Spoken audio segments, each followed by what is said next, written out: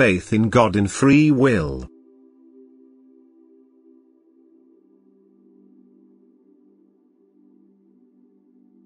My strength of love flows into every human heart when it opens itself to receive it.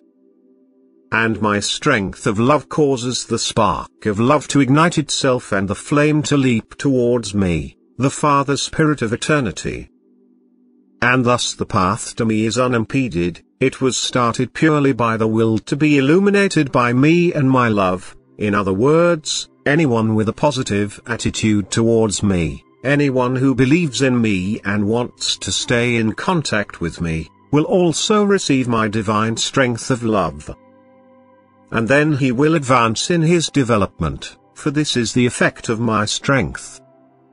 Hence the human being first has to believe in a God and Creator and recognize himself as my living creation, for only then will his desire awaken to enter into contact with me, and then he will open himself to me, thus willingly allowing himself to be illuminated by my strength of love, for only this willingness is required for it to happen.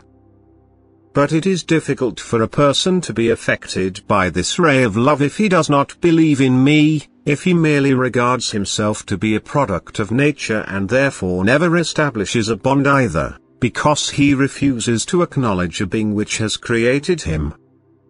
An extraordinary occurrence could certainly allow him to gain faith in me, yet he may never be compellingly influenced or his faith would be worthless. And all proof of my existence is compelling. Even my word would be compelling evidence were I to speak to people directly from above, so that everyone would have to hear my voice and believe in me. Such faith, however, is of no value. Yet my word is conveyed to humanity all the same. I merely avail myself of a human form and speak through it directly.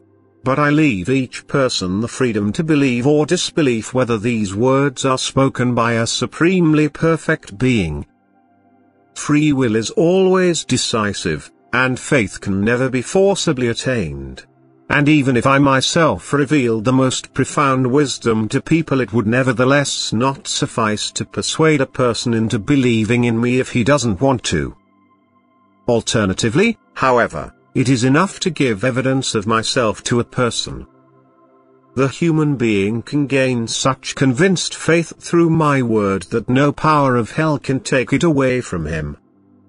For my word is an illumination of love which can touch the human heart, which can trigger the love that grants him radiant enlightenment. And then love will be pushing towards love. Then a light will be kindled within the heart, the radiance of which dissolves all that is dark, which completely drives away the darkness, which bestows a living faith upon a person, which is unshakable and withstands every onslaught that time and again is launched by hostile forces. And thus it will always be up to the human being himself as to whether he allows himself to be touched by my ray of love, for he has to open himself voluntarily. He has to want to enter into contact with me as his God and Creator. He has to believe that he has emerged from the hand of a perfect being and that he cannot sever the connection with this being. Then he will acknowledge me, and only then will he look for me and I will let myself be found. Amen.